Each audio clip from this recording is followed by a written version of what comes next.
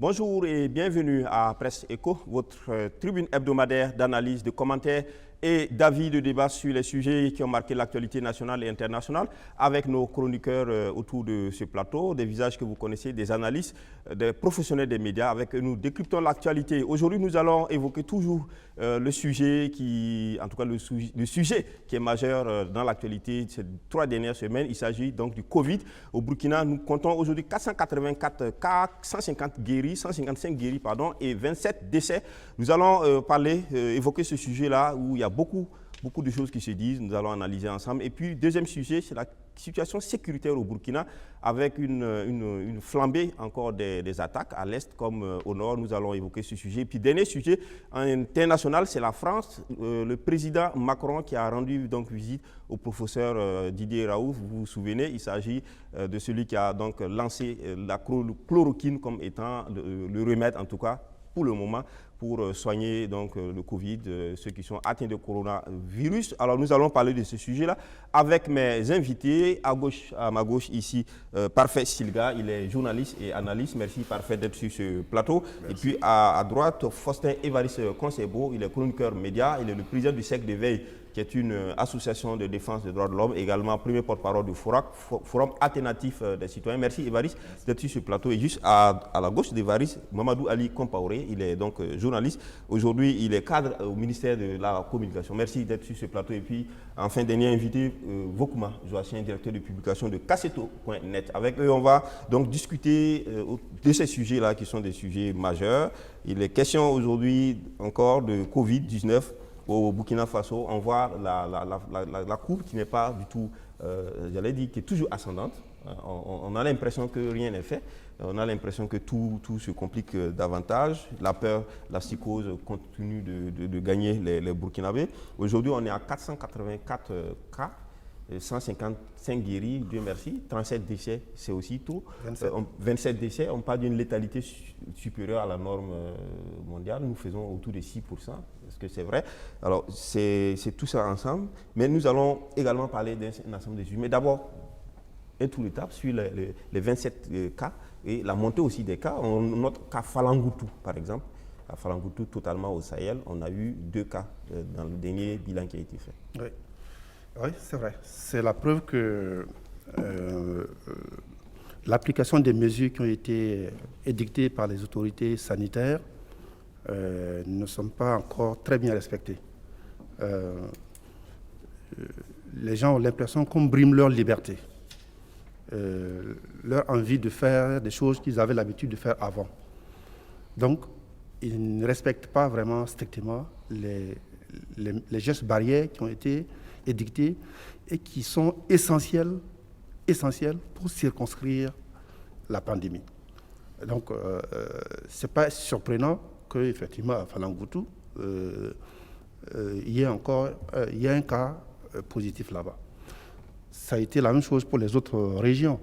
Malheureusement, on risque aussi, dans les jours qui viennent, d'assister à une multiplication des foyers dans d'autres villes, parce que tout simplement, quand vous faites un peu les sorties de Ouagadougou pour voir l'application de la quarantaine de Ouaga, vous voyez bien que les gens jouent avec les forces de l'ordre. Hein? On leur dit, voilà, c'est ceci, cela. Bon, ils passent par un détour, ils rentrent dans la brousse et ils rejoignent là où ils veulent et ils reviennent à Ouaga. On ne sait pas qui est-ce qu'il a rencontré. Et à Ouaga, ici, on ne sait pas qui est-ce qu'il a rencontré. Et quand il repart chez lui, donc il y a un ensemble de choses qui font que voilà, les cas de contamination se multiplient, augmentent, et c'est l'occasion encore de dire qu'il faut, c'est la seule, dans tous les pays du monde, ça a été dit, ça a été redit, pour l'instant, il n'y a pas de vaccin contre ça. Le seul moyen de circonscrire ça, c'est respecter les gestes barrières qui sont a priori d'une banalité qui laisse croire que ça n'a pas d'importance. Mais c'est très important. Il faut qu'on respecte la distanciation sociale, qu'on se lave les mains et qu'on porte les masques. Et qu'on respecte la quarantaine tant que c'est possible. Enfin, vraiment, il faut qu'on respecte la quarantaine. Alors, Parfait Silga, si on remarque pour le cas de Falangoutou qui commence à inquiéter parce que ça dénote de la propagation, de l'étendue sur le territoire national. 2 personnes, selon une information qui a été donnée, en tout cas, il semble que le maire de Falangoutou a laissé entendre. 2 dames sont venues donc à Ouagadougou avant la fermeture donc, des villes, faire un mariage, elles sont reparties. Donc c'est elles qui sont reparties et en même temps, un des époux de ces femmes-là aussi a contracté. Donc voilà les 3 cas à Falangoutou. Non. Là où c'est plutôt grave, c'est que la dame Chiki qui a logé les cas là, les cas aujourd'hui qu'on connaît, elle savait qu'elle était positive puisqu'elle a été en contact avec une personne décédée du Covid. Et malgré tout, elle a accueilli 2 personnes, mais évidemment sans respecter les gestes barrières. Donc, vous savez déjà que vous êtes positif au Covid et vous accueillez des personnes, vous avez une promiscuité étonnante pour ce genre de cas-là. Mais évidemment, c'est ça qui est vraiment dommage. Ça veut dire qu'aujourd'hui, quand vous regardez, on se demande si les Burkinabés savent effectivement qu'on est en face d'un grand danger face au Covid. Mais non, quand vous regardez la quarantaine, tout le monde trouve des moyens. Évidemment, il y a des gens qui ont des moyens, qui ont des raisons sérieuses. Pour des cas de santé, pour des cas de maladie, pour des cas de décès. Il y a des gens qui ont des raisons sérieuses. Mais il y a d'autres qui n'ont pas de raisons sérieuses et qui se comportent en hors la loi. Donc, ça veut dire, si on ne respecte pas les gestes barrières, bon, il faut s'attendre à ce que... Et moi, je dis, je ne suis pas un oiseau de mauvais augure, mais je dis, quand on regarde partout ailleurs dans les autres pays, on a atteint un pic de cas avant de voir la décroissance. Aujourd'hui, malheureusement, on n'a pas encore atteint le pic. Donc, quand vous dites que la maladie progresse, mais c'est tout à fait normal. La maladie va continuer à progresser jusqu'à un certain niveau. Ça veut dire que les cas qu'on a là, 400, non, il faut s'attendre à ce qu'on ait plus de cas. Je ne suis pas un le ministre de la Communication a annoncé qu'on s'attendait à 7000 cas. Oui, ça c'est la projection qui a été faite selon le document. Mais voilà, c'est-à-dire qu'aujourd'hui, là, pour qu'on puisse effectivement arrêter la propagation de la maladie, il faut que les gens respectent les gestes barrières. Sinon, on n'a pas encore atteint les pics au Burkina. Et c'est vraiment dommage. Alors, là, aujourd'hui, ce qu'on regarde là, on n'est même pas peut-être à 10%. Et en plus, aujourd'hui, du fait qu'on ne fasse pas beaucoup de tests, on ne peut pas prendre effectivement le pouls de la maladie. Voilà. Alors, Évariste Konsebo, exactement, quand on regarde les 484 chiffres, les 484 cas, le chiffre est important, mais on se dit en même temps, est-ce que ce chiffre-là, il n'est pas, par exemple, multiplié par 10 aujourd'hui au Burkina? Parce qu'on n'a pas, par exemple, la possibilité de faire des tests, on ne sait pas qui est qui, etc. Est-ce que ce chiffre-là, il n'est pas vraiment le côté visible de l'iceberg, ou alors il faut y croire? Scientifiquement, vous savez, il y a des modèles. Quand les épidémiologistes, c'est leur domaine, ils savent comment prévoir, comment est-ce que même la date peut même calculer avec une précision exacte, même à quel moment va atteindre le pic et tout. Ça, il y a des modèles déjà tout faits. J'ai vu qu'au Burkina, le professeur Ouaro avait élaboré un modèle statistique et qu'il avait donc fait. Je pense que c'est sur la base de son analyse que Rémi avait donné, le ministre Dandjinou avait donné ces chiffres. Mais ce qu'on sait actuellement, c'est que de façon consensuelle, on dit que si vous avez un nombre de cas déclarés pour avoir un peu la réalité, il faut multiplier par 27 ou bien par 30, je ne sais pas. Ça existe, on ne va pas polémiquer longtemps sur les chiffres. On a dit que c'est la partie visible de l'iceberg. D'autant plus que le cas des États-Unis où c'est très élevé parce qu'eux, ils favorisent le dépistage. Donc, même ici au Burkina, si on se mettait à dépister tout le monde, on se rendrait compte. Donc, c'est un indicateur qui n'est pas assez fiable. Donc, et c'est clair que ça va toujours monter. Mais en revanche, ce qui est un peu dramatique, c'est vrai que moi, je pense qu'on n'a pas pu, dans le cas du Burkina, adapter nos mesures par rapport à nos réalités. Moi, par exemple, il parlait des gestes barrières. Vous circulez dans la rue, vous voyez les enfants de la rue qui viennent vous vendre des trucs, mais ils n'en ont rien à cirer, eux, des gestes barrières. Il n'y a pas que les enfants de la rue, même quand vous allez aujourd'hui aux alentours du grand marché, on ne constate pas. On est à la barre même des forces de l'ordre. Qu'est-ce qu'ils peuvent? C'est encore une fois de plus de dire que la gestion de cette crise-là, c'est pas... On a besoin de tout le monde, on a besoin d'impliquer tout le monde. Ce n'est pas une histoire de sécurité, de bastonnade. Il faut impliquer... Si l'enfant comprend qu'il y a un risque pour sa vie ou autre, peut-être... Non, en fait, je trouve que il faut peut-être, c'est l'occasion pour nous de réévaluer ces mesures-là au regard de nos réalités et voir comment est-ce qu'on peut faire pour limiter les dégâts. Par exemple, quand on a entendu par exemple le professeur Ouedraogo, Martial Ouedraogo dit par exemple qu'il n'a pas vu un seul pays où on a fait le dépistage comme étant moyen de choses. Est-ce que ça voudrait dire qu'on est loin de passer par cette méthode, alors qu'aujourd'hui, tel que c'est dit, les mesures barrières ne sont pas emballer les gens, les Burkinabés sont dans leur quotidien, c'est la réalité, leur habituel, ils ne pensent pas que la maladie est une réalité, donc a fortiori, ce ne sont pas les mesures qui les intéressent. Est-ce qu'il ne faut pas, par exemple, passer par des méthodes du genre? C'est ce que j'ai dit, il faut réévaluer. Parce que jusqu'à présent, même les décès au Burkina, on ne nous dit pas qu'est-ce qui a provoqué. Est-ce que c'est le Covid qui en était la cause essentielle? Vous avez vu la polémique aux États-Unis par rapport aux Noirs américains qui seraient plus exposés. Il y a eu toute une étude qui dit que beaucoup étaient diabétiques. On n'a pas d'éléments, donc on ne peut pas vraiment opiner là-dessus. Mais l'augmentation, en fait, de ce chiffre-là doit nous amener, doit nous inviter à nous poser des questions sur le processus de riposte. Ali Compaoré, quand on regarde les chiffres qu'on donne, les 484, comme Évariste le disait, on n'a pas disséqué ces chiffres-là. On ne sait pas quel est le foyer exact de ces 484. Est-ce que ce sont des restaurants? Est-ce que ce sont, même si on dit c'est fermé, les gens se cachent pour aller? Est-ce que c'est parce que les gens ils se déplacent toujours? Je veux dire, est-ce qu'ici on est arrivé à savoir qu'est-ce qui a provoqué jusqu'à ce jour-là les 484? Quels sont les foyers?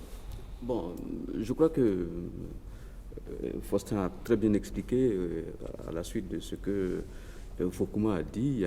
Il y a le fait aussi que les Burkinabés eux-mêmes, jusqu'à présent, notre mode de vie est assez difficile. Maintenant, c'est à ceux qui doivent... Parce qu'on aime le désordre? Non, pas que je n'emploierai pas le mot désordre. Ce n'est pas ça. Je veux dire... Ou l'indiscipline? Non. Vous voyez, par exemple, moi, je suis né à l'étranger.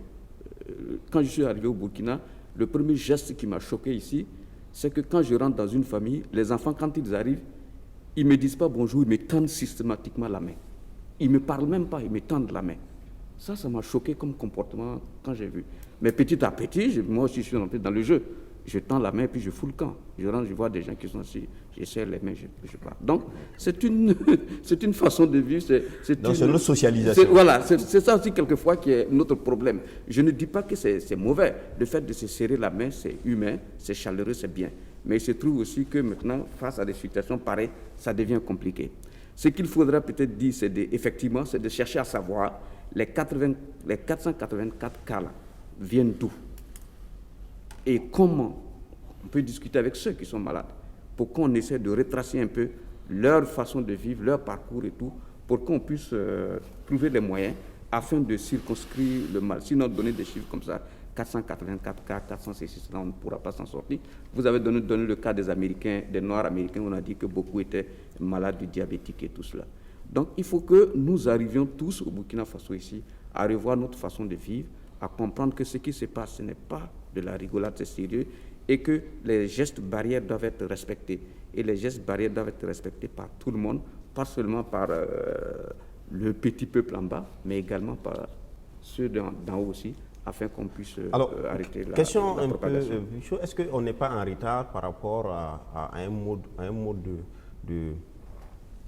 de lutte basé uniquement sur le comportement des gens, la discipline? Est-ce qu'on n'est pas trop en retard? Est-ce qu'aujourd'hui, il ne faut pas aller chercher la solution au plan médical exclusivement pour un peu pallier cette carence du comportement des gens? Moi, j'avais dit une fois ici, sur ce plateau, qu'il était important, sans être un spécialiste, que l'on puisse travailler à ce stade-là pour augmenter le nombre de guérisons. Donc, augmenter le nombre de guérisons, c'est mettre les malades directement sous traitement pour qu'on puisse avoir un nombre de guérisons plus élevé. Parce qu'aujourd'hui, la situation, on vient d'avoir 3 laboratoires à Ouaga. Avant d'avoir les 3 laboratoires, on avait un seul laboratoire à Boubou. Évidemment, on ne pouvait pas tester, même pas 100, on ne pouvait même pas faire 100 tests. Aujourd'hui, on a plus de 100 tests par jour. Mais il faut même imaginer un scénario où on a dans chaque région un laboratoire de tests, afin que les tests soient plus nombreux. Si on a beaucoup plus de tests, on va voir qu'on aura beaucoup plus de cas, évidemment. Et donc, si on a beaucoup plus de cas, il faut mettre rapidement les malades là sous traitement et on va espérer avoir beaucoup plus de guérisons. Sinon là, si on continue pour comme attraper ça, le... Mais oui, parce retard. que là, si on continue, et quand on regarde la situation, on ne teste pas beaucoup de gens. Et donc, dans ce cas, on dit, il y a un certain nombre, aujourd'hui, on parle de 200 et quelques personnes sous traitement. Moi, je pense que c'est encore peu. Donc, aujourd'hui, je dis, il faut tester davantage et il faut mettre systématiquement les gens sous traitement. Et puis, bon, en espérant que ça va donner. Je pense que le professeur Raoult a dit que l'Afrique subsaharienne, les organismes étaient mieux préparés à la chloroquine. Je pense que ça peut donner plus de résultats. Quelque chose, et puis on va passer à un aspect qui est l'aspect de la communication. Tout à fait d'accord avec ce qu'il dit, mais c'est que la question de traitement pose le problème du protocole. Pendant longtemps, on ne savait pas quel protocole il fallait adopter et comment est-ce qu'il fallait organiser tous les acteurs en fait, de la santé de façon même à impliquer les cliniques conventionnées, les structures privées. Comment impliquer tout ce monde-là? Oui, c'est ça. D'accord. Alors, élément important, c'est la communication aussi. Dans tous les cas, c'est le gouvernement qui est aujourd'hui pilote dans cette communication autour de la question. Je voudrais qu'on suive un élément, un reportage qui a été fait par la rédaction de BF1 sur cette cacophonie quelque part qui n'arrange pas les choses, on va le dire comme ça, dans cette lutte acharnée contre le Covid-19. Donc ce que vous publiez comme plan révisé n'a absolument rien à voir avec ce qui est mis en œuvre actuellement. Notre administration aujourd'hui n'a plus de confidentialité, tous les documents sortent. Donc attendons les documents validés par le Conseil des ministres avant d'en faire une polémique. Et pourtant, un plan de riposte à la pandémie a bel et bien été adopté en Conseil des ministres du 2 avril dernier. C'est la ministre de la Santé himself qui fait l'annonce au point de presse du gouvernement le lendemain 3 avril. C'est cette modélisation qui nous a permis de construire le nouveau plan révisé qui a été mis à votre disposition depuis hier, car adopté par le Conseil des ministres. Mieux, sur la base des prévisions contenues dans le même document désavoué par le porte-parole de l'exécutif, le professeur Claudine Louguet a apporté des éclairages. Le document parle d'un pire scénario dans les 3 prochains mois, 7000 cas graves avec 350 pertes en vie humaine. La ministre de la Santé n'a jamais contesté ces chiffres. Elle a même expliqué la situation suite aux questions des journalistes. Donc, c'est une fiction pour pouvoir bâtir sur quelque chose de scientifique et pouvoir être crédible. Sinon, ce n'est pas dit qu'il y aura 700 000 cas, qu'il y aura 7 000 cas graves. J'ai vu que ça a pris les réseaux sociaux et c'est dit que voilà le Burkina, c'est vrai. Lu comme ça, sans interprétation, ça va augmenter à la psychose. Finalement, qui croire? Le porte-parole du gouvernement qui estime que le plan de riposte révisé n'a pas encore été validé, ou la ministre de la Santé qui soutient que le plan a été adopté le 2 avril en Conseil des ministres. L'incohérence et le double discours dans la gestion de cette crise sanitaire ne s'est pas limité là. Les sorties médiatiques du gouvernement sur l'apivérine, ce médicament antiviral, laissent plus d'un dans le questionnement et le doute. Voyons ce que le ministre en charge de la recherche scientifique et ses collègues disaient du produit. C'est des phytomédicaments qui ont été développés au niveau donc, du Bénin. Et lorsqu'il y a eu les premiers cas, il y a des malades qui ont eu recours à l'apivérine qui est venue du Bénin. Et donc on a constaté effectivement une amélioration de leur état de santé. Mais pour passer à une utilisation massive de ce produit-là, on a décidé de mettre au point donc, un essai clinique qui va nous permettre d'aller sur un groupe avec l'apivérine. Il faut noter que l'apivérine est un médicament qui est longtemps utilisé, ça fait plus de 20 ans, qui a montré donc, son efficacité sur plusieurs familles de virus, donc le virus de la grippe, éventuellement le virus donc, de la rougeole et le virus donc, de la poliomyélite. C'est un médicament donc, sans qui nous plaçons un grand espoir. Un produit d'espoir qui a amélioré l'état de santé des premiers cas de coronavirus au Burkina. Voilà ce qui a été dit du produit le 26 mars dernier. Quelques jours plus tard, soit le 3 avril, c'est le coordinateur national de la réponse à la pandémie qui fait une autre annonce. Le professeur Martial Ouedraogo est formel. Son équipe de prise en charge n'est pas au courant de cette situation. La pivirine est une molécule dont je ne connais pas l'utilisation en clinique. Et donc, je ne connais pas de patients qui ont été formellement et officiellement pris en charge par la pivirine au Burkina Faso. Si ces traitements ont été donnés au Burkina, l'équipe de prise en charge n'est pas au courant. Je suis formel. Le même jour, c'est l'Agence de régulation des produits pharmaceutiques qui sort du bois. Elle se veut on ne peut plus claire. La pivirine n'a jamais été évaluée pour aucune des indications thérapeutiques revendiquées. Par conséquent, le médicament qui suscite tant d'espoir ne peut faire l'objet d'une cession à la population, encore moins de publicité. La nationale de la régulation pharmaceutique a même appelé les populations à s'abstenir de consommer la pivirine. Un imbroglio qui nous a poussé à interpeller le ministre de la Communication. Voici la réaction de Rémi Fulgence Dangenou. Quand je ne comprends pas quelque chose, je vais vous répondre comme un enfant de 5 ans pour qu'il comprenne bien. Parce que j'ai déjà répondu à la question. Peut-être que vous m'avez pas écouté. J'ai dit que le ministre a dit dans cette salle que des personnes se sont déclarées soignées, que le professeur Martial a dit qu'il n'en connaît pas et que pour moi, il n'y avait pas de contradiction parce que nous sommes dans un protocole. Pas de contradiction peut-être dans ce cas de figure, mais la contradiction dans la communication des chiffres sur la pandémie à la date du 24 mars 2020 ne souffre d'aucun débat. Le service d'information du gouvernement dans son communiqué n'a pas annoncé de décès liés à la maladie. Pourtant, dans les rapports de la coordination de la réponse, 3 nouveaux décès ont été dénombrés. Un oubli ou cela a-t-il été fait à dessein? Dans les 2 scénarios, ce sont des fautes qui font planer désormais le doute dans tout ce qui est entrepris comme action de communication du gouvernement dans cette période critique où le rôle du discours politique est plus que jamais d'un grand intérêt. Voilà, vous venez de suivre là le ping-pong qu'on a au niveau donc de cette, comme je disais, le pilote, c'est l'État, c'est les structures, le comité, le gouvernement qui appuie, etc. Mais quand il y a du ping-pong comme ça et qu'il y a un flou à la limite, est-ce que ça ne nourrit pas donc cette situation d'indifférence pratiquement de la population? Parce qu'au sein de la population aujourd'hui, on ne croit pas que c'est vrai, on estime que c'est faux. Est-ce que tout ça, c'est pas de nature à compliquer davantage la situation? Oui, tout à fait. D'ailleurs, chapeau à la rédaction de BF1 qui a fait cet élément qui est très excellent et que tout le monde avait observé. Voilà.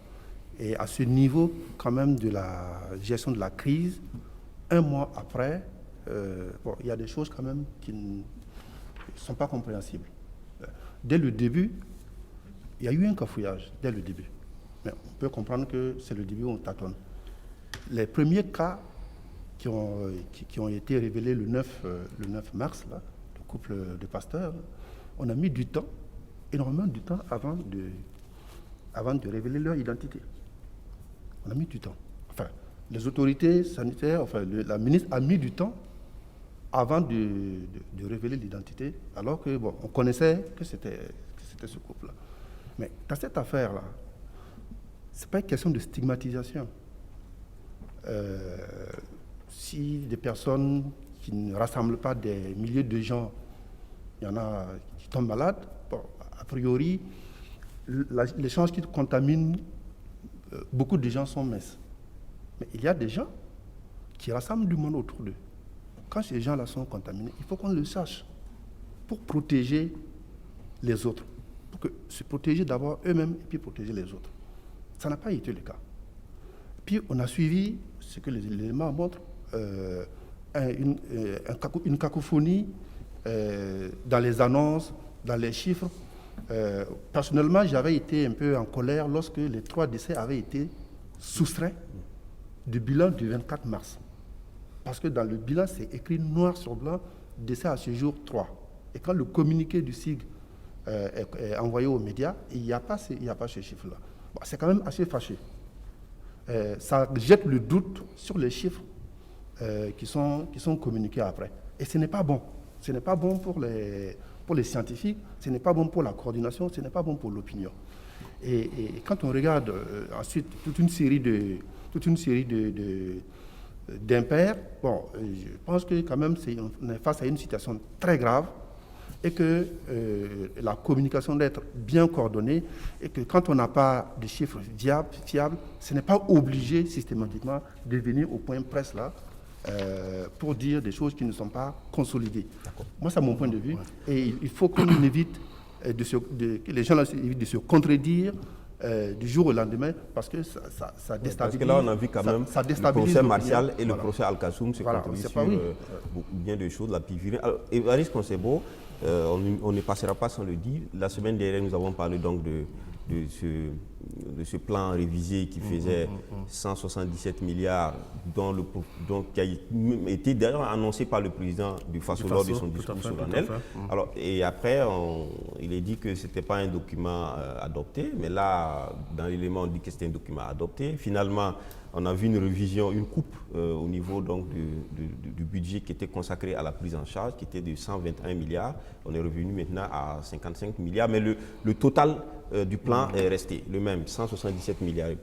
Bon, voyez-vous, on ne va pas faire dans la polémique, parce qu'il y a déjà beaucoup d'éléments quand même qui prêtent à confusion dans la gestion de cette crise. Mais je pense que pour comprendre fondamentalement, sans rentrer dans les détails, ces confusions-là, pour moi, ce qui les explique, c'est la mise en place même de l'organisation pour gérer la situation. Il y a un problème organisationnel dedans. Ça, je peux vous le dire. S'ils veulent, ils n'ont qu'à aller bien regarder l'organisation. Ce n'est que le résultat que ça produit. Maintenant, par rapport aux chiffres, c'est vrai, j'étais surpris d'ailleurs d'entendre dire que ce n'était pas un plan adopté. Mais moi, du moins, nous avons regardé un document dont le total faisait état de 177 milliards. Et dans les 167 milliards, il y avait des détails. C'est en analysant ces détails qu'on a vu les éléments, qui d'ailleurs n'ont pas été contestés. Maintenant qu'on ressorte venir dire que les chiffres sont passés de 121, le chiffre à polémique est passé de 121 milliards à 55 milliards, sans nous donner les détails et les explications. Sans me donner les détails et moi, en tant qu'homme de chiffres, moi je dis allez-y, un chiffre qui tombe du ciel comme ça, bon, expliquez-moi. Et en plus, en fait, il faut même adopter un minimum de cohérence. Je sais pourquoi. Mais le différentiel est rentré où? Parce que, étant donné que le budget n'a pas changé. Vous imaginez bien que je ne suis pas un débutant. Ils ont dû ventiler ça ailleurs. Ça a été... Maintenant, en fait, pour couper court, je veux dire, en fait, ce qui prête à confusion dans la gestion de notre pandémie, c'est que quand on regarde ailleurs, on a essayé de regarder ailleurs, les budgets. Je vous donne le budget du Sénégal. Parce que le budget a essentiellement deux postes. Vous avez la riposte et vous avez la prévention, les prises en charge et les préventions. Sénégal, tout compris, à 5,3 milliards. Mali, 3,3 milliards. Burkina, vous avez 177 milliards. Attendez, c'est quand même normal qu'on se pose des questions. Et c'est ça, je pense que l'exercice pour le gouvernement, les jours à venir, doit consister en cela. Expliquer pourquoi est-ce qu'on a autant d'écarts par rapport aux autres pays. Voilà. Alors que le Sénégal a même donné 144 000 francs par ménage aux Sénégalais pauvres. Nous, on n'a pas fait le cas. Parfait. Cette question de communication, qui est un élément fondamental dans le plan de riposte ou dans cette guerre sanitaire. Oui, quelque chose d'important. J'ai suivi le reportage. Je dirais, si le ministre l'a aussi suivi, il faut qu'en tant que responsable du gouvernement, qu'il puisse tirer ce qui est bon pour améliorer, avec bien sûr les autres membres du gouvernement, pour améliorer la communication, parce que c'est important. Il y a des éléments qui ont été indiqués dans ce reportage qu'on ne peut pas balayer du revers de la main. Donc c'est important, quand on est responsable, qu'on puisse regarder, dire, voilà, il y a des éléments qui sont évoqués, qui sont réels, travaillons à les corriger. Cependant, il me semble que dans le reportage, on parle du chiffre, les 3 décès. Personnellement, en tant que professionnel, moi j'aurais souhaité que les journalistes puissent creuser davantage. Parce qu'il aurait pu effectivement toucher quelques sources et pouvoir savoir. Moi j'ai l'information par rapport à l'écart des 3 chiffres. Quand vous regardez, aujourd'hui le document officiel qui présente le bilan, c'est le bilan du service d'information du gouvernement. L'autre document qu'on a évoqué, ce n'est même pas un document officiel qui est mis à la disposition du public, le document du CITREP. C'est-à-dire c'est un document interne. Donc, la coordination de la réponse fait un document interne pour présenter les cas, les décès, les guérisons, qu'il adresse au ministère de la Santé. Malheureusement, c'est un document qui est encore fuité. Et c'est dans ce document qu'on a vu les 3 décès. Sinon, le document... Mais quel est l'intérêt de ne pas relater exactement les chiffres? Non, quel est l'intérêt? Non, il n'y a pas eu de... Pourquoi le CID peut donner un nombre qui est faux? Je vais vous donner l'information par rapport à ces 3 décès. D'accord. Les 3 décès n'ont pas été répertoriés au niveau de l'hôpital de Tenganogo parce que les cas n'ont pas été pris en charge là-bas. Ce sont des décès qui sont arrivés dans des formations sanitaires privées. Et donc, les cas n'ont pas été répertoriés et ils n'ont pas été... c'est-à-dire que dans le rapport du SIC, ils ne sont pas ressortis parce que l'information n'a pas été corrélée, il n'a pas été bien agencé. C'est ça qui s'est passé. Sinon, on ne peut pas mettre en doute aujourd'hui la sincérité de tout ce beau monde. Et je dirais, le danger qu'on court avec tout cela, c'est à un moment donné de remettre en cause même j'allais dire, la crédibilité de toutes ces personnes qui se battent jour et nuit. Est-ce que c'est la faute à quelqu'un? Si il y a des cas, par exemple, qui apparaissent, non seulement pour les morts, mais il y a aussi un cas de guéris qu'on a annoncé, et puis après on a dit qu'il y avait des non-guéris. Voilà pourquoi j'ai dit, par exemple, pour ce cas, il aurait fallu peut-être que plusieurs jours après, le professeur Martial Ouedraogo revienne pour dire, attendez, vous savez, s'il y a eu un problème avec le communiqué de SIC, voilà ce qui s'est passé, et puis on en sera. Donc il faut toujours communiquer, et mieux communiquer. Voilà, alors, je pense que c'est ça qui est... Maintenant, par rapport au document qu'on a évoqué ici, les 177 milliards, moi je dirais tout simplement, c'est encore un document qui a fuité.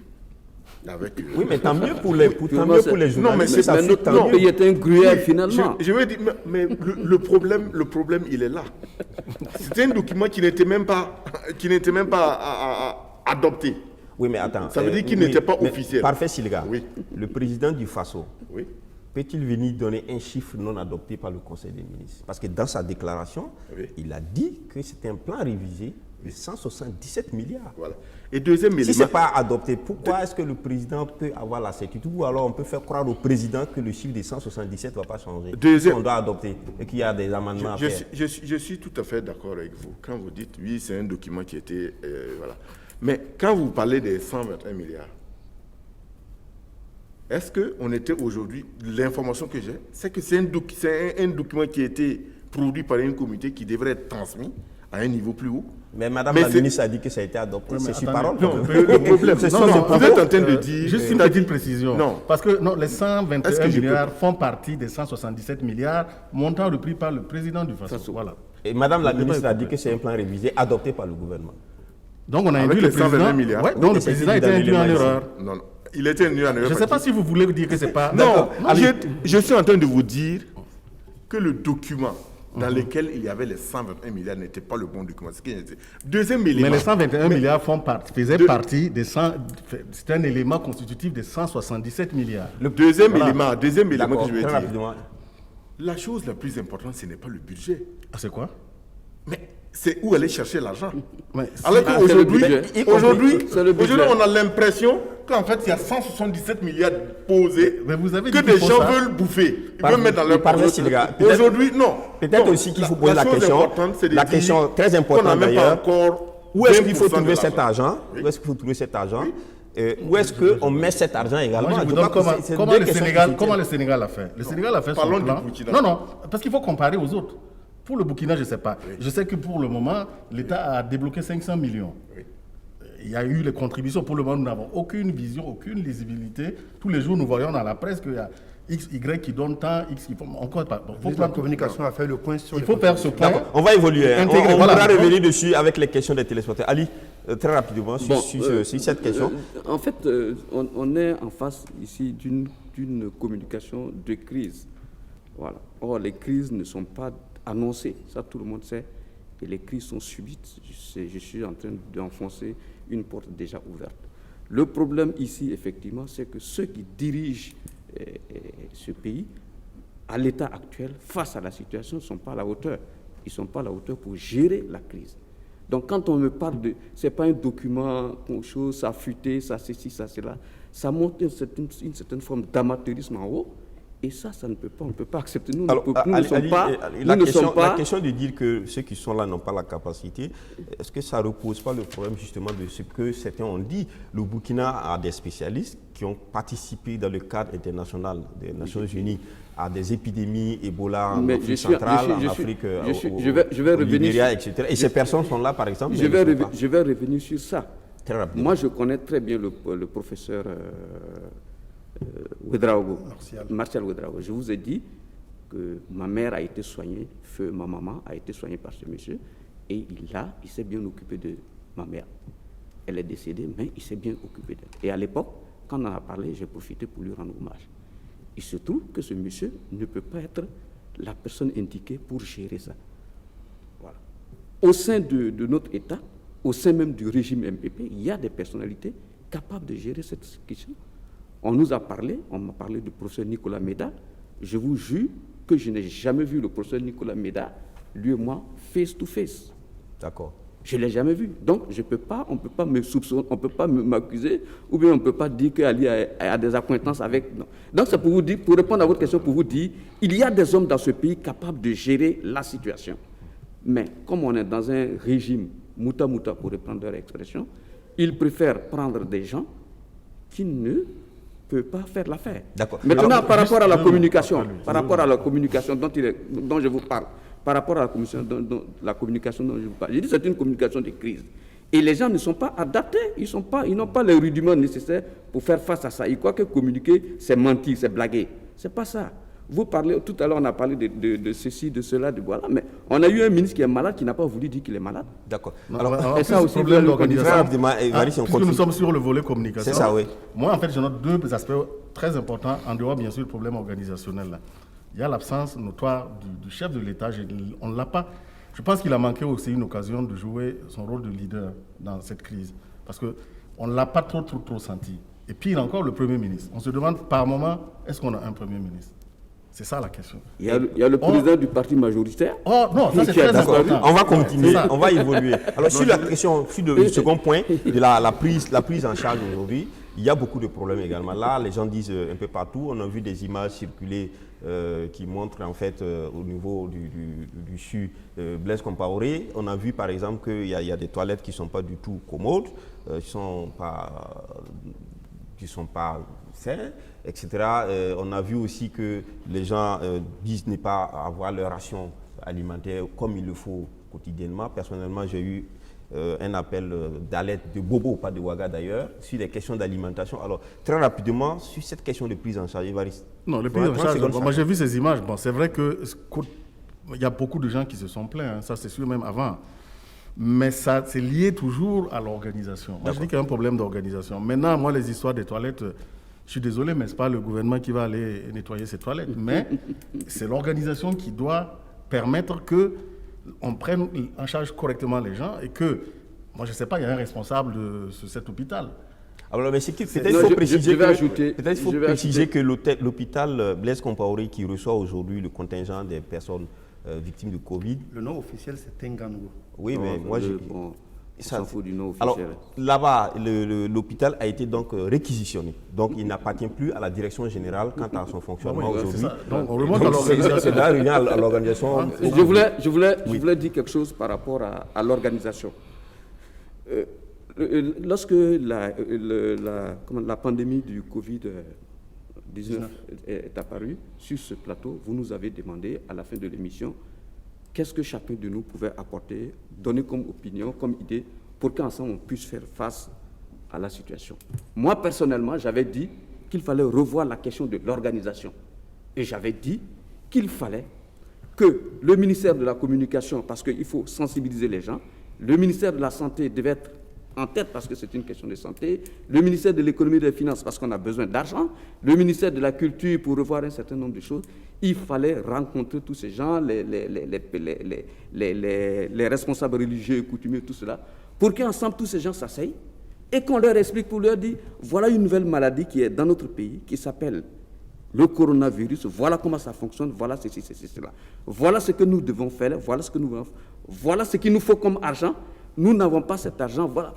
Est-ce que ça a été fait? Non. Les gens se sont enfermés dans une salle, ils ont pondu un papier, ça sort, on nous dit non, ça fuitait, ce n'était pas le papier. Écoutez, si on n'est pas capable de garder un petit papier, c'est pas notre faute.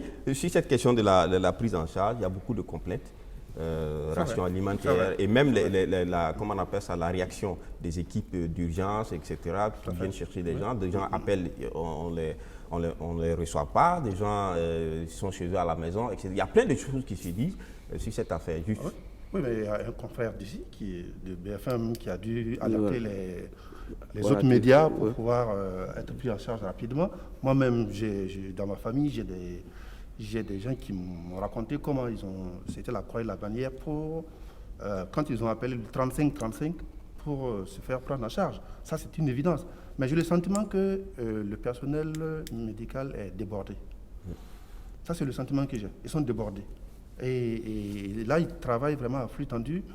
Et il ne faut pas qu'on jette l'opprobre sur les agents de santé qui font un travail remarquable et qui sont aussi sous une pression psychologique. Oui, mais vous commencez cette question. Oui. On a vu par exemple des syndicats, le CIMEF par exemple, dire qu'on a réquisitionné un groupe de gens. Aujourd'hui, la plus grande partie des médecins, des infirmiers, des soignants, en tout cas, du personnel, n'est pas concerné. Oui, est-ce que ce n'est pas cela le problème? Je pense qu'à l'étape actuelle, je disais encore, on peut faire des ajustements. Je veux dire, c'est une crise, on ne sait pas vers quoi on y va. Mais sur la question des toilettes, je dis un petit mot. Mais ça, c'est une question générale dans notre pays. Depuis longtemps.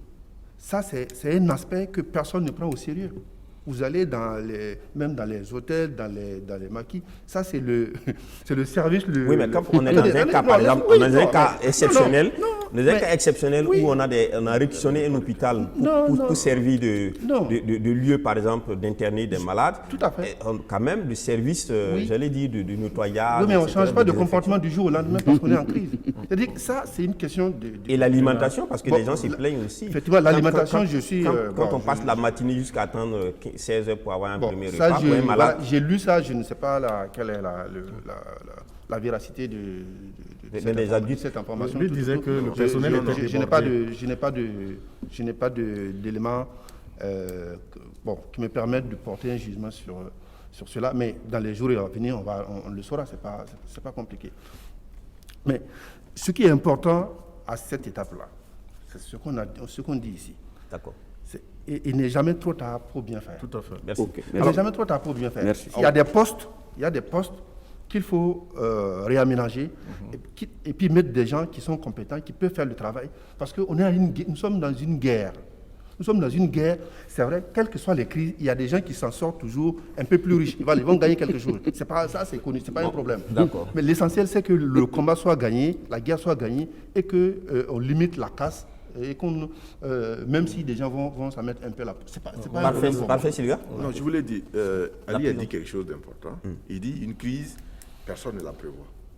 Nous sommes dans une crise sanitaire. Et je dirais qu'il faut qu'au Burkina, on ait un peu plus de recul. Parce que quand vous regardez, on parle de cacophonie. C'est vrai, quand on regarde, il y a des choses qu'on peut corriger. Mais regardons ce qui s'est passé ailleurs. Quand cette crise est écartée en Chine, comment les Chinois ont réagi? Quand c'est arrivé aux États-Unis, comment Trump a parlé? Et il a même presque balayé ça de revers de la main. Regardez la France, avec tout ce qu'on voit avec le professeur Raoult, pratiquement conspué au début, et aujourd'hui porté au nu par le président français. Regardez, je dirais, la Corée du Sud.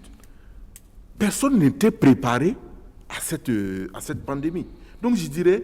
Mais comment a été leur réaction quand la pandémie est arrivée? Même quand ils n'étaient pas préparés, ils ont réagi d'une manière... Nous, ça fait un mois quand même qu'on est là.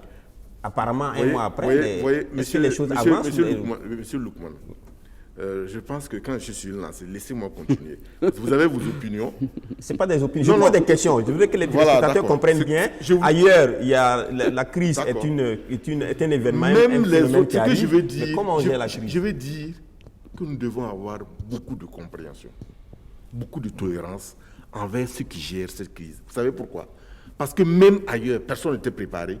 Les gens ont eu, même les comités ont eu beaucoup de cafouillage au sommet de l'État. Quand vous regardez comment les pays ont réagi, il y a eu beaucoup de cafouillage. Je dirais, il a dit quelque chose d'important, Foukouma, c'est-à-dire, on est encore, même un mois, dans une période où on a encore des réglages. Permettons que ces réglages se fassent, même s'il y a encore des hommes qu'on peut changer, s'il y a encore des moyens qu'on peut allouer, si on peut revoir certains postes, il faut le faire, parce que ça c'est important. Merci beaucoup. Par rapport aux toilettes, je vais revenir les toilettes là, ça c'est le problème de tous les Burkinabés. C'est-à-dire quand vous prenez les ménages, quand vous prenez les services, c'est le problème de tous les Burkinabés. En fait, il faut remercier. Très rapidement, ce que nous devons remercier Dieu que en fait cette crise ne se développe pas dans les mêmes proportions sur notre continent comme ailleurs. Sinon, ça aurait été la catastrophe totale. Et c'est d'ailleurs ce qui a amené le secrétaire général de l'ONU à dire que vraiment, il avait des cas. Maintenant, pour revenir au contexte du Burkina, moi je dis d'abord, il faut qu'ils revoient leur organisation. Il faut remettre les hommes qu'il faut à la place qu'il faut. Parce qu'il s'agit d'une question d'intérêt national. Leur budget, quand moi je le regarde, parfait n'aime pas quand on regarde ailleurs, mais il faut toujours regarder ailleurs. Je trouve, à mon avis, le budget est excessif. Il faut le revoir dans des proportions normales. Parce que c'est un budget pour gérer une pandémie, pas pour faire un programme macroéconomique ou encore, je ne sais. Donc le budget aussi pose problème. Merci. Évariste, on va regarder tout de suite les réactions par rapport à cette crise-là. Comme quoi, dans la population, les commerçants, le secteur économique commence à s'essouffler et les réactions sont vives. On va suivre avec les commerçants de Rodoko cet élément-là. Les commerçants du marché Rodoko, de plus en plus mécontents de la fermeture du marché, à l'appel de la mairie de Ouagadougou, ils venaient pour récupérer leurs effets restés dans les allées du grand marché. Mais rapidement, cette opération vire à la protestation. Ces commerçants demandent la réouverture du marché central afin de poursuivre leurs activités et échapper à la faim.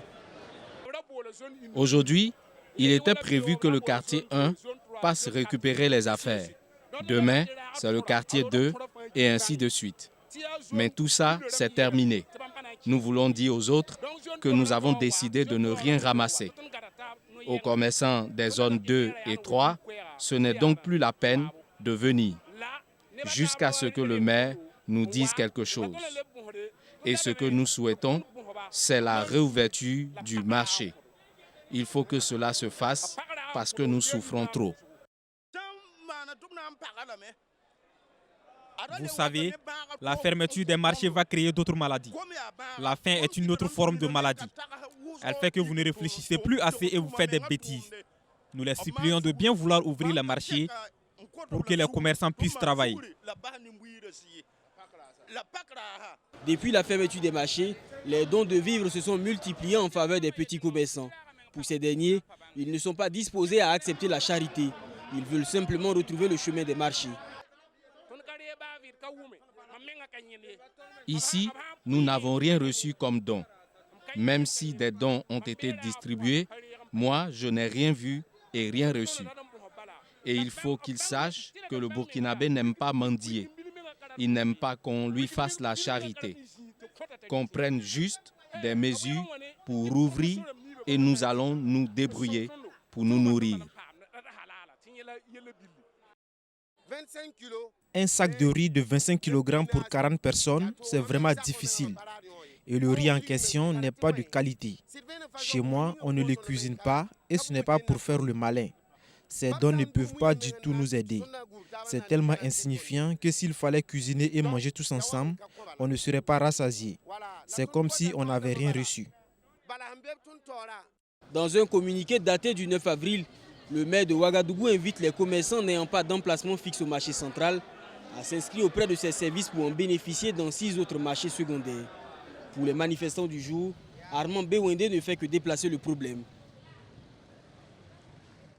Alors, c'est donc dire la pression déjà sociale au niveau donc, de ces mesures-là, mais on va aller prendre l'avis aussi d'un think tank, donc le Cercle citoyen d'aide à la gouvernance de Covid-19, qui a fait donc des propositions allant dans le sens peut-être d'une ouverture améliorée ou en tout cas sans risque des marchés. On va suivre ça rapidement et on revient pour...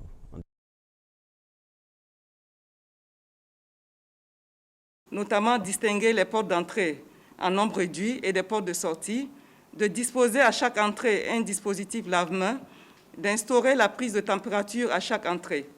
Il est important également d'exiger le port du masque pour les commerçants et les clients, de mettre en place un système alterné en 2 ou 3 vagues au niveau des commerçants si c'est nécessaire pour l'espacement, de mettre en place une police d'hygiène en charge de veiller au respect des mesures barrières, de mettre en place un poste de santé pour les grands marchés, de désinfecter périodiquement les marchés et de mettre en place une commission de coordination de la reprise qui serait composée de représentants de commerçants, de la mairie et des ministères concernés, ainsi que d'acteurs de la société civile. Ali, pression des commerçants, proposition, dans tout ça, est-ce que la question n'est pas au niveau donc, des citoyens eux-mêmes, la question des disciplines? On a Vokuma, quand il est intervenu en premier pour ouvrir le débat du jour, a posé la question des populations. Il faut aussi que les Burkinabés apprennent aussi à être un peu disciplinés. Tant qu'on n'est pas discipliné, on ne pourra pas faire face à des situations d'urgence, notamment à des situations de crise. Quand une crise survient, ce sont les peuples disciplinés, ceux qui sont disciplinés, qui s'en sortent. Donc il faut que nous, Burkinabés, on apprenne cela. Tant qu'on n'apprend pas ça, on ne pourra pas. Ceci étant, il faut aussi que, quand une crise survient, que ceux qui dirigent aussi soient des gens assez pédagogues pour comprendre la mentalité de leur population, de leur peuple, pour pouvoir rapidement anticiper et puis mettre en place les dispositions nécessaires.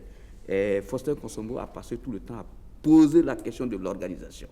Effectivement, cela vient montrer que ce n'est pas seulement le peuple burkinabé qui n'est pas organisé, mais c'est le sommet même de l'État burkinabé est désorganisé. Et c'est ce qui fait que les décisions n'arrivent pas à passer. Voilà. Donc il faudra qu'on puisse trouver un moyen, un système, mettre en place peut-être cette maladie, lorsqu'on l'aura vaincue, ça pourra donner de l'expérience à ceux qui l'ont géré, de comprendre et de mettre en place un système de telle sorte qu'on puisse réagir rapidement lorsque nous faisons face à une situation. Parfait. Si je ne me trompe pas, la période de fermeture du marché allait jusqu'au 20 avril. Alors, quand on regarde un peu comment les choses se passent, c'est-à-dire probablement on va arriver à la réouverture des marchés, mais dans quelles conditions? Je suis vraiment pessimiste. Et je n'ai pas l'habitude d'avoir une telle mais en même temps attitude. Aussi, parce que je vais finir. La pression sociale sur les populations oui, qui demandent la réouverture. Elle est là, la pression. Mais comment les populations vont réagir à ça? Est-ce qu'elles vont aller dans le bon sens? Je me pose des questions. Écoutez, la dernière fois que après la fermeture, on avait commencé à mettre en place la promotion des gestes barrières avec les lave-mains. Imaginez-vous que 2 jours après, les lave-mains avaient disparu au niveau du marché. Et les gens utilisaient les lave-mains à midi quand ils avaient fini de payer leur repas. Est-ce que vous êtes sûr qu'à l'heure actuelle, là, quand on va ouvrir les marchés... Et les manifestants qui étaient là, ne respectaient aucune mesure barrière, pas de masque, rien. Et donc c'est vraiment une question. C'est vrai que la pression est là. Très rapidement. Moi, je dis qu'il faut contextualiser les mesures. Nous ne sommes pas comme les pays européens où ils ont les moyens de dire aux gens de rentrer chez eux et puis de rester. On va continuer à payer les salaires. On n'a pas ces moyens. Et parfait n'aime pas que je compare. J'ai pris le cas du Bénin. Tu connais très bien au Bénin, c'est les mêmes réalités quasiment sociologiques, mais c'est une autre approche. Mais je ne suis pas sûr qu'au jour d'aujourd'hui, ils ont le même nombre. Ils ont atteint le même nombre que nous. C'est vrai. Donc on peut faire. Maintenant, ceux qui disent que non, bien sûr, la solution facile, c'est de dire aux gens, rentrez chez vous, on ferme les portes, personne ne sort. Mais il y a une autre approche que justement, nous avons vu ce que cette structure-là, le think tank, a proposé. On peut faire, mais ça demande que les gens travaillent. Il y a de la responsabilité. C'est ça. Merci. Beaucoup. Oui. On comprend est-ce qu'on peut définitivement fermer les marchés? Sinon, est-ce qu'on ne va pas amener les gens à se révolter? Et s'ils se révoltent, c'en est fini de tout ce qui est mesures barrières, de tout ce qui est dialogue. Et puis bon, est-ce qu'on ne tombe pas dans le chaos? Non, évidemment, on ne peut pas définitivement fermer les marchés. Ce serait une catastrophe sociale et économique. C'est une évidence. Et on comprend les préoccupations des commerçants. Mais est-ce que quelqu'un a fait un tour à Rodwoko récemment? Rodwoko, c'est 10 000 personnes par jour. 10 000 personnes par jour, dont 3 150 places officiellement reconnues, et vous avez 5 000 visiteurs. Quand on parle des gestes barrières, lave-mains à installer, où est-ce qu'il faut les installer? Il faut les installer à l'intérieur du marché. Mais il n'y a pas de place. Parce que ceux qui sont installés légalement ont fait des excroissances. Oui. Et le peu de place qui reste, c'est les anarchistes qui sont venus s'installer. C'est vrai. Demandez aux sapeurs-pompiers comment ils s'arrachent les cheveux pour s'il y a un problème dedans. Donc, pour régler ce problème-là, évidemment, ils les lavent, mais c'est ce qu'il faut faire. Mais on les installe où? Vous avez entendu le monsieur qui dit que eux, ils ne veulent pas qu'on les amène quelque part. Il y a une solution alternative qui a été proposée à ces gens-là, dans les marchés à Paspanga, à Nabillard, à Bascui, au 14e, mais il y en a qui ne veulent pas y aller. Ils ne veulent pas y aller parce que ils ont leurs habitudes. C'est leur fonds de commerce. À Rosmoko, ils font leurs affaires là-bas, ils ont leurs clients. C'est leur adresse. C'est leur adresse. D'accord. Oui. Donc, on est un peu pris par le temps. On va développer avec les questions des gens qui vont venir. Juste pour dire quelque chose. Les contraintes de toute action organisée existent, mais on peut régler. D'accord. Moi, je ne suis pas d'accord qu'on dise il y a ça, donc on ne fait rien. Alors, voilà. on va parler dans les mesures d'accompagnement du gouvernement. On peut, mais il faut réfléchir. Ok, dans les mesures d'accompagnement du gouvernement, on ne parlera pas des vivres. En tout cas, on a vu les taximètres se plaindre. Un bol comme ça, pour 10 personnes à nourrir, etc. Un sac de riz pour 40 chez les artistes. Bon, ça, ce n'est pas de ce qu'il y a de question. Mais la question, c'est l'eau. Au Burkina, il a été décidé que les bonnes fontaines soient gratuites et que les gens puissent aller puiser l'eau gratuitement. Malheureusement, il y a des coupures d'eau. Un mot là-dessus, l'eau qui est vraiment quelque chose d'assez important dans le sens où il faut même laver les mains. Oui, moi-même, je suis allé voir un gestionnaire d'une bonne fontaine dans mon quartier pour voir comment ça se passe. Évidemment, l'eau est servie gratuitement. Mais le problème, c'est que comme c'est devenu gratuit, il y a plus de monde qui viennent. Il y a plus de monde qui viennent. Et résultat, il faut se lever à des heures indues pour pouvoir avoir un peu de liquide dans la journée. L'autre problème que je voulais soulever, que j'ai rencontré sur place, il faut que l'État regarde quand même, j'ai écouté le ministre de l'eau, il faut que l'État regarde quand même la manière dont certains fontenaires gèrent les femmes qui vendent l'eau aux consommateurs. Parce que là où je suis allé, le gestionnaire a imposé un prix à 150 francs à la consommation. Bon. Alors que la logique quand même aurait voulu qu'il défalque les 60 francs. Mais le ministre...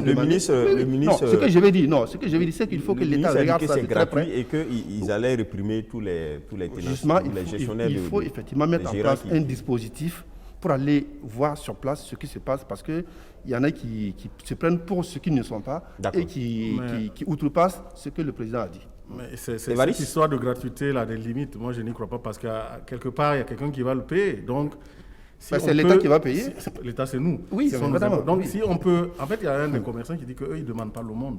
Tout ce qu'ils demandent, c'est qu'on crée des conditions qui leur permettent de travailler et de protéger leur vie tout en ne contaminant pas les autres, tout en n'étant pas un danger pour la société. Mais cela, c'est le rôle, c'est des politiques, ceux qui dirigent. D'accord. Voilà.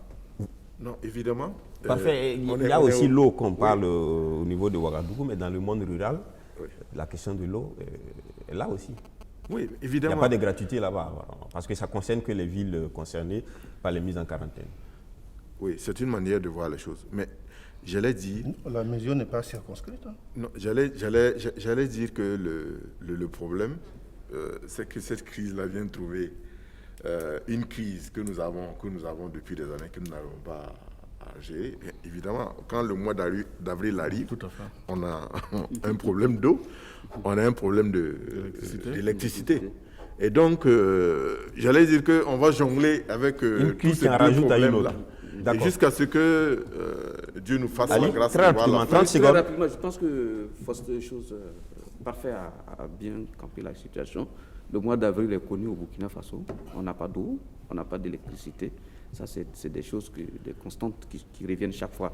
Mais moi aussi, j'essaie de voir un peu les bonnes fontaines où les gens vont prendre l'eau.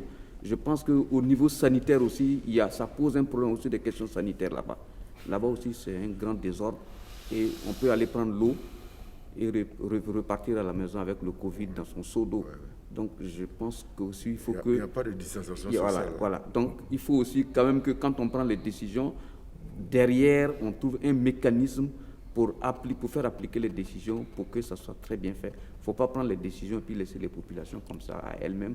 Je pense que ça va créer... Donc, finalement, globalement, ça nous demande de la discipline, un peu de force, mais aussi une bonne explication pour que tout le monde puisse rentrer dans le jeu. Je peux juste ajouter un petit mot sur la communication. En réalité, je pense qu'il faut revoir le mode de communication en privilégiant la communication communautaire. Tout à fait. Parce que les affiches que vous voyez dans la ville, les spots radio, tout ça, je n'ai pas l'impression que... Et ça coûte des milliards.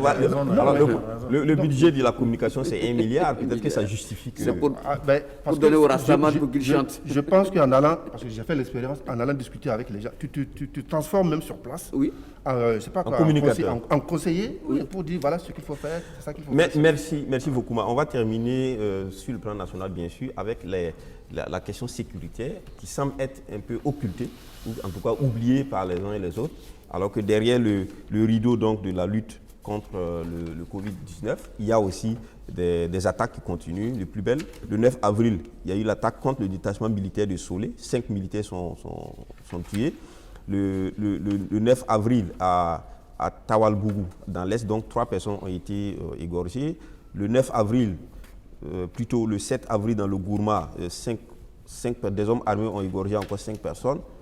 Le 5 avril, à Rimassa, des hommes armés ont tué un chef de famille. Le 4 avril, une embuscade contre le convoi militaire à Nafo a fait 2 militaires tués, 15 blessés, 2 disparus. Alors, c'est autant d'attaques qui continuent, du nord à l'est, en passant par le Sahel.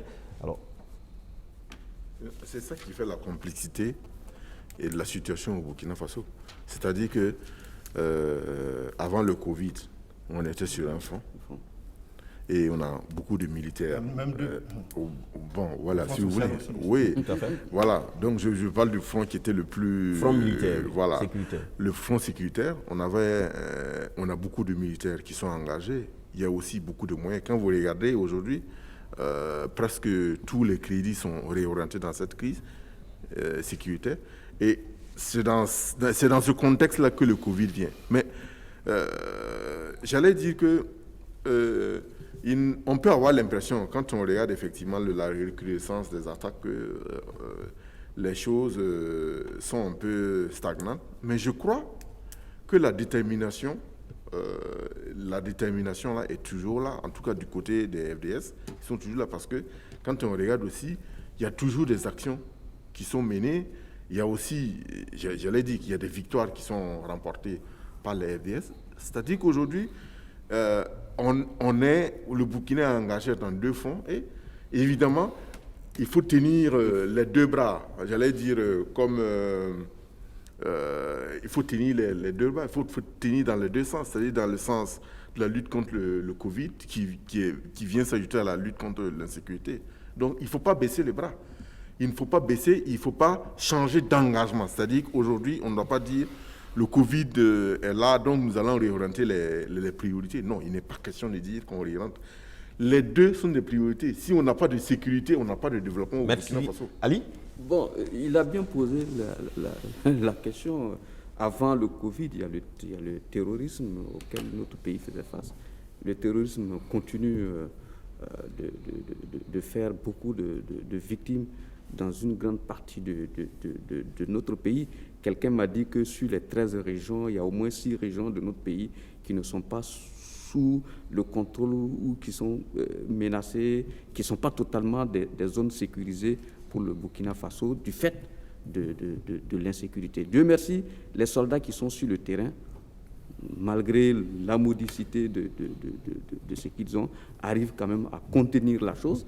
Mais j'ai peur que si on n'apporte pas des solutions rapides, Covid plus insécurité, notre pays risque de se casser, de voler en éclats. Justement, est-ce que quand on regarde, on a l'impression que le Covid, du point de vue même de la communication, le Covid est venu balayer totalement la question. Je termine. Bon, maintenant, ce qui est désolant dans cette affaire, on a l'impression, je dis bien on a l'impression, que pour le gouvernement, le Covid, c'est une bonne chose. Il gère le Covid et puis il ne parle pas trop de la question sécurité qui, elle aussi, fait beaucoup de dégâts. Et j'ai peur qu'à la fin du Covid, on se retrouve avec un pays exsangue, on se retrouve face à des... Donc il faut, comme lui l'a dit, avoir les 2 fers au feu. Et ça, est-ce que notre pays a les moyens? Question, Évariste Konsebo et Vokouma, notre pays a-t-il vraiment les moyens aujourd'hui de faire face au Covid et en même temps de faire face à la lutte contre le terrorisme. Non, le Covid, ça, c'est sûr qu'on peut trouver les moyens pour y faire face. Mais vous savez très bien que le bourbier sécuritaire est connu depuis. Et ce n'est pas du jour au lendemain que ça va se régler. Mais c'est vrai que quand on regarde les statistiques que vous avez égrenées, vraiment macabres, en une semaine, les chiffres sinon, ça dépasse les chiffres. En tout cas, en une semaine, les morts liés au terrorisme sont au-dessus des 27. Donc, pire encore, il y a de morts en une semaine. Pire, il y a le cas de Djibo, qui semble, en fait, où il y a un checkpoint où certains éléments, en fait, interdisent ou compliquent l'approvisionnement de la ville. Il est question de voir qu'il y a des problèmes d'approvisionnement parce que il y a des difficultés. Alors, moi, ce que je veux dire, par rapport donc à ces difficultés nouvelles, notamment le coronavirus, est-ce que le gouvernement burkinabé ne peut pas solliciter l'appui, l'assistance de la force Barkhane, notamment pour certains points, pour éviter que des terroristes viennent occuper ou bien empêcher l'approvisionnement de certaines zones? La force Barkhane intervient déjà. Oui. La force Barkhane a ramené, par exemple, des blessés de Djibo. Mais on pourrait faire plus, on pourrait faire mieux pour aider à sécuriser, en fait. Voilà. Non, mais par exemple, sur le il ne faut pas mettre Djibo sous contrôle international. Moi, je me méfie de en tout cas, on a besoin d'une assistance pour permettre quand même que cette ville ne soit pas coupée totalement. Qu'on nous aide, moi je suis d'accord. Maintenant, avant que ce ne soit comme Kidal au nord Mali, autant peut-être demander à la force internationale de s'imposer plus tôt. Vous savez, l'ONU a RDC depuis 17 ans. Oui. 17 ans. Est-ce que vous pouvez me dire que la question est réglée à l'est du pays? Bon, donc il faut qu'on fasse attention. Mais au moins, c'est pas des zones occupées. C'est pas des zones occupées. Ce que je vais expliquer, c'est que, tu disais qu'il y avait le sentiment que le Covid est venu noyer la question sécuritaire. Mais c'est un peu notre faute aussi. Je veux dire, on connaît la théorie de l'agenda setting. Je veux dire, le sujet qui est martelé matin, midi, soir, comme étant la priorité, là, mais c'est ça que les gens considèrent comme étant la priorité. C'est ça, là. C'est ça, la est-ce que aussi, politiquement donné, est-ce que en termes de communication politique, est-ce qu'on ne noie pas aussi si les médias continuent d'accorder la même importance aux questions sécuritaires qu'aux questions de sanitaire, les autorités n'auront pas le choix que d'en parler. Merci beaucoup, merci. On termine avec la France. Docteur, le professeur Raoult a reçu la visite du président Emmanuel Macron en France et donc le professeur, on le rappelle, a proposé le protocole de soins du coronavirus à base de la chloroquine qui avait à un moment donné suscité beaucoup de rejets, etc. Et puis aujourd'hui, on sent que le politique français s'en est donc tout simplement accroché. Et donc ça devient une reconnaissance internationale. Oui, c'est une évidence. Et d'ailleurs au Burkina, on a validé. Oui, c'est une évidence. Et moi, je me réjouis qu'au Burkina, parce que je veux dire, moi, je connais des médecins au Burkina ici, qui n'ont pas écouté du tout ce que le président de l'Ordre des médecins a publié comme communiqué. Il a publié un communiqué pour dire de s'abstenir de prescrire la chloroquine et l'azithromycine. Mais je connais des médecins qui n'ont pas écouté, qui ont pris en charge des malades et qui ont donné des résultats positifs. Résultats positifs. Donc, en France, c'est pareil. Et ces médecins-là étaient où? Mais au Burkina, ici. Des médecins burkinabés. Dans des cliniques ou à l'hôpital Blaise Compaoré? J'ai du mal à prononcer le nom. Non. C'est pourquoi j'ai dit Blaise Compaoré. Non, c'est un problème d'accent. C'est une question de liberté. Mais au Burkina, ici, oui, il y a des médecins qui ont pris en charge des malades, qui l'ont prescrit. Quand le professeur Martial sort et donne le nom de guéri, là, ils sont guéris par quoi? C'est par l'esprit saint? C'est par l'action de l'esprit saint? C'est la chloroquine et l'azithromycine. Ah oui? Ah oui, évidemment, c'est ça. Donc, ce qui passe en France, peut-être le président Macron doit parler lundi ou mardi, paraît-il. Mon petit doigt me dit qu'il va peut-être autoriser ça, dire qu'il faut prescrire cela. Il y a une pression de l'opinion, de beaucoup de médecins même. L'ancien ministre des Affaires étrangères français, Douste Blazy, qui est médecin, lui-même qui a dit, il a demandé clairement qu'on prescrive la chloroquine. Et nous, Africains, on sait ce que c'est que la chloroquine parce qu'on en a tellement consommé, bouffé ça pendant des années. Ceci explique peut-être qu'on sera mieux protégé et que ceux qui font les prévisions apocalyptiques sur l'Afrique là vont manger leur chapeau après. Merci.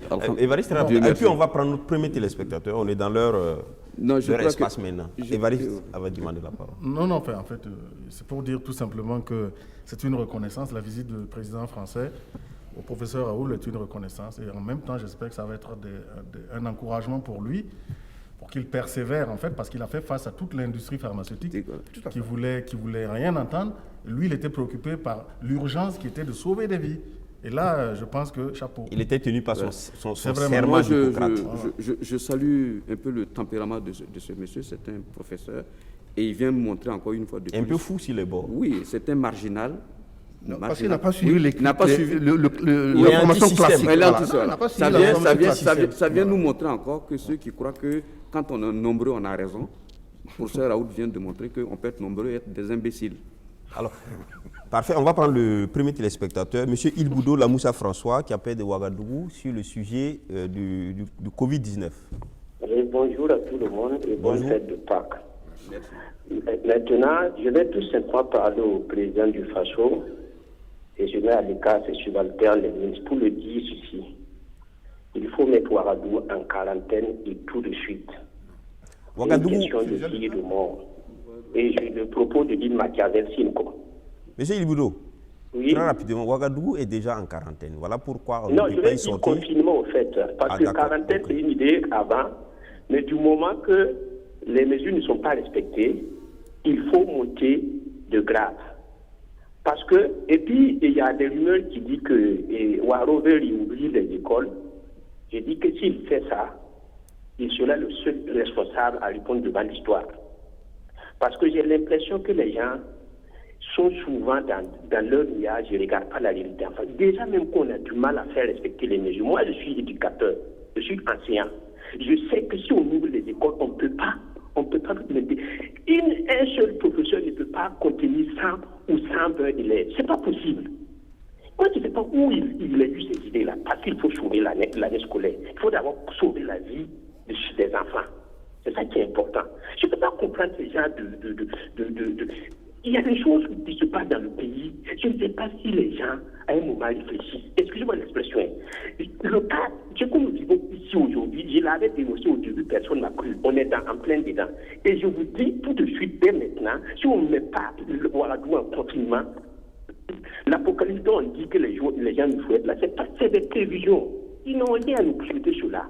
Il faut être réaliste. Quand je dis pour diriger, il faut se lever au-dessus de la mêlée. Et je le propose de lire Machiavel qui n'arrive pas à pouvoir se le trouver. Parce que sinon, on ne va pas s'en sortir. On va se retrouver avec 1 million de cas. Et ce n'est pas un pays exemple qu'on va trouver. C'est le Burkina qui va disparaître. Merci, M. Ilboudo. Bon, parfait à la parole. Voilà. C'est à toi de voir si le cas Macron t'intéresse ou directement sur les propos de M. Ilboudo. Je vais aller sur J'avais dit ici qu'il faut qu'on mette les malades sous traitement. Donc, mais les malades sont sous traitement. Oui, mais justement, le nombre de cas qu'on a est relativement faible par rapport à ce que peut être la réalité.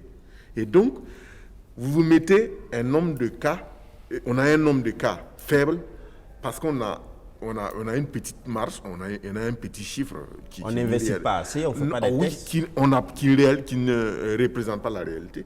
Et donc, le nombre de guérisons qu'on a, mais c'est par rapport au protocole de traitement qui est mis en place. Donc, j'ai dit, par rapport à ce que le professeur Wood propose, qui est juste depuis le début, on l'a dit plusieurs fois ici, il faut qu'on y aille, il faut qu'on teste davantage de gens. En tout cas, en Côte d'Ivoire, par exemple, dans les quartiers, il y a des postes de dépistage qui ont été installés. Même si ça a créé beaucoup de remous, mais... C'est M. Ilboudo, c'est ça. Ilboudo Lamoussa. M. Ilboudo Lamoussa, que je salue parce qu'il intervient assez régulièrement à cette émission. Il a parlé de la réouverture des écoles, effectivement. Mais je pense que je comprends bien l'idée, le souci du professeur Ouaro. Il faut sauver aussi l'école. Il ne faut pas que l'école, les enfants... bon, voilà ce que je veux dire. Mais aujourd'hui, on ne peut pas ouvrir les écoles si on ne maîtrise pas tout. Par exemple, pour des enfants de l'école primaire, vous leur donnez des cache-nez, qu'est-ce qu'ils vont faire? Ils vont jouer avec ça. l'enfant va aller bien portant, il revient malade. Pour ceux qui enseignent, ils savent très bien, les parents d'enfants savent qu'à la rentrée, les enfants partent à l'école bien portants, et puis après un mois après, toute la classe est infestée de poux, de tout, de ceci, de cela, parce qu'il y a quelqu'un d'autre qui vient avec ça. Donc je crois que le professeur Ouarou, il est bien, mais il a un petit défaut, c'est son incapacité à se lever de temps en temps, quoi. Alors, non, en fait, et puis on va prendre le dernier. Moi, je trouve que pour l'école, il y a des solutions. C'est-à-dire qu'il faut anticiper les vacances. On peut mettre les gens en vacances, maximum 2 mois, et quitte à se réorganiser, on peut sauver l'année, parce que c'est tout. Maintenant, forcer, dans le contexte actuel, ça demande vraiment des mécanismes, la mise en place de mécanismes pour prévenir qu'on n'arrive pas. Donc, qu'est-ce qu'il faut faire? Peut-être, c'est anticiper les vacances.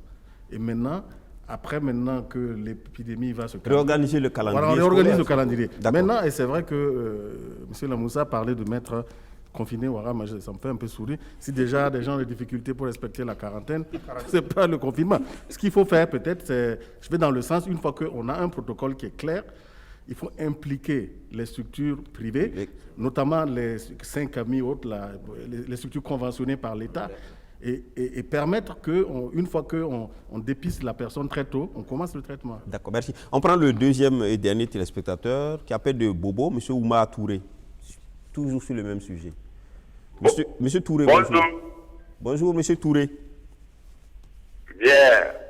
Encore félicitations à tous les plateaux pour les efforts que vous constatez à chaque fois. Alors, moi, je voudrais dire ceci. Je commence par une question. Je ne sais pas si M.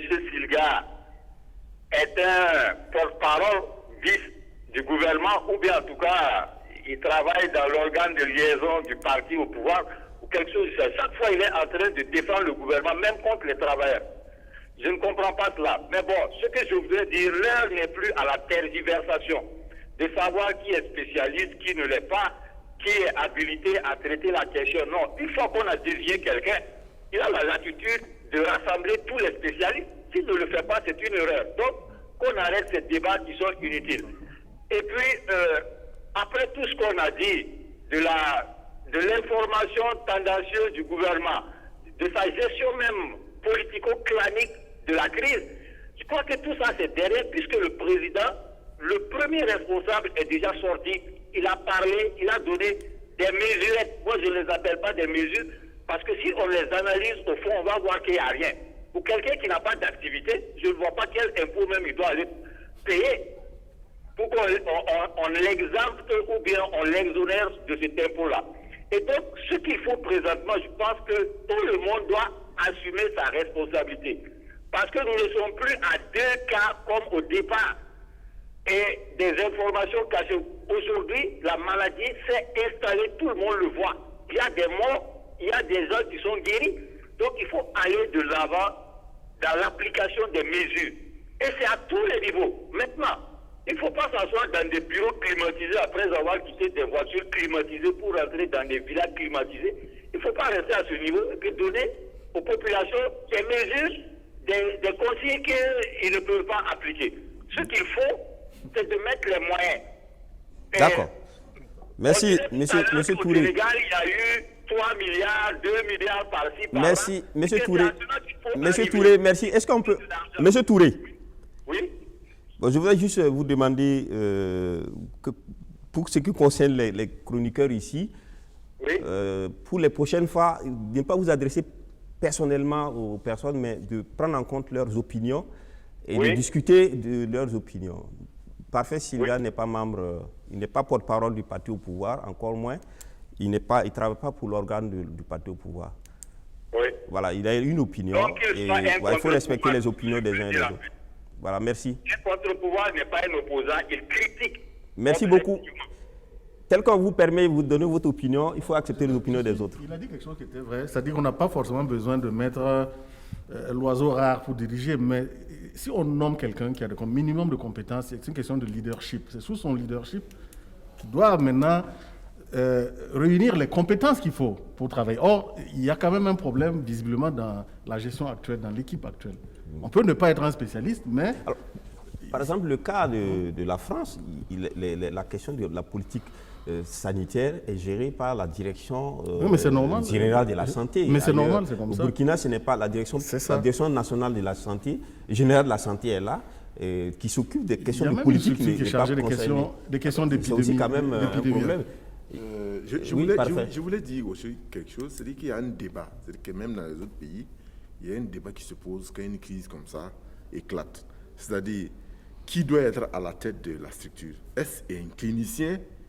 Est-ce un spécialiste de santé publique? Dans la plupart des cas, c'est des épidémiologistes qui sont devant. Aujourd'hui, effectivement, certaines critiques contre le professeur Martial tendent à dire que c'est un clinicien, un bon clinicien comme l'a dit Ali, mais qu'il aurait fallu avoir à la tête un épidémiologiste ou en tout cas un spécialiste de la santé publique.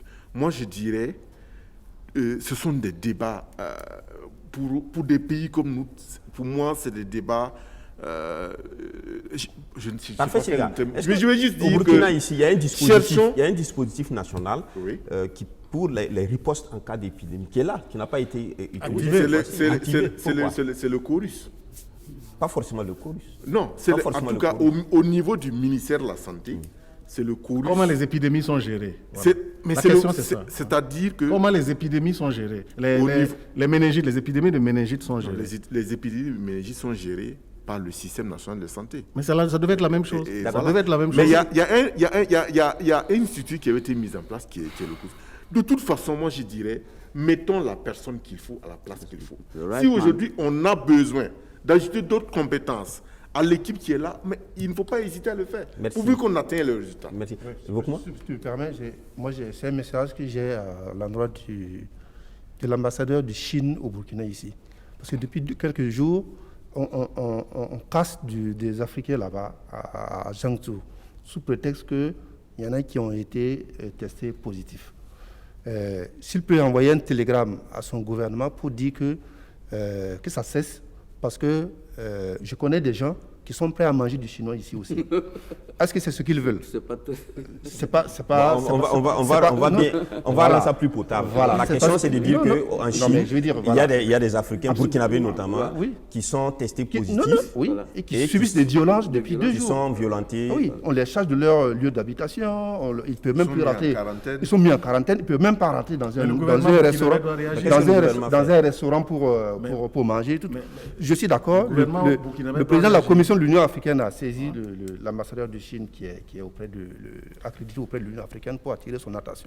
Mais n'empêche que, voilà, je lance aussi l'appel en direction de l'ambassadeur de Chine ici, qui est dans notre pays, et qu'il faut qu'il fasse quelque chose, parce qu'il faut que ça cesse cette violence contre les Africains qui sont là.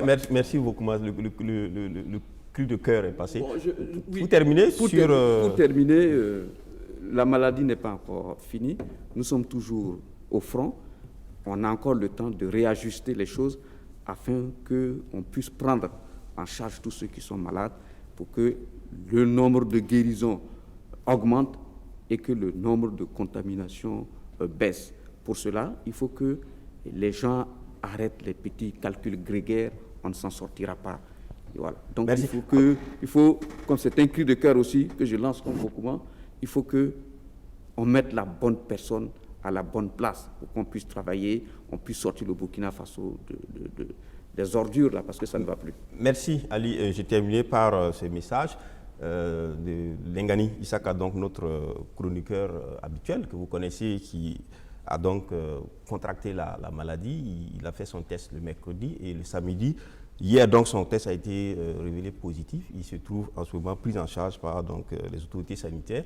Il exprime donc toute sa reconnaissance à ceux qui ont exprimé beaucoup de compassion pour lui en lui écrivant. Voilà, donc il tient à remercier tout le monde. Il tient également aussi à remercier tous ceux qui sont là toujours avec lui. Et voilà, nous sommes de cœur avec lui également. Il se porte très bien d'ailleurs parce qu'on a parlé avec lui ici, tout le monde a entendu, il se porte très bien. C'est dire que quelque part, il faut faire beaucoup attention parce que la maladie existe et on ne sait pas qui a été quelque part contaminé. Donc prenons soin, protégeons-nous et protégeons aussi les autres qui sont en face de nous. Je crois que c'est l'essentiel de ce qu'il faut retenir. Notre vaccin, c'est en se lavant les mains. Notre vaccin, c'est en prenant des précautions. En attendant qu'un vaccin vienne quelque part ou qu'on prenne de la chloroquine, je pense qu'il faut mieux vraiment se protéger soi-même. Éviter surtout de croire que c'est faux. Ce n'est pas vrai. Je crois que ça, c'était l'erreur à ne pas faire. Alors, merci à vous qui nous avez suivis. J'étais donc à cette émission avec Ali Mamadou Compaoré, il est donc journaliste, actuellement cadre au ministère donc, de la Communication. Merci d'être passé. Vokouma Joachim, directeur de publication de Kasseto.net, merci d'être passé. Et puis, Parfait Silga, il est journaliste et analyste, merci Parfait. Et puis enfin, Faustin Évariste Concebo, chroniqueur média, président du Cercle d'éveil, qui est une association de défense des droits de l'homme, et porte-parole, premier porte-parole du forum, que le Forum alternatif des citoyens. Je vous donne rendez-vous la semaine prochaine pour un autre numéro de Presse Éco, si Dieu le veut.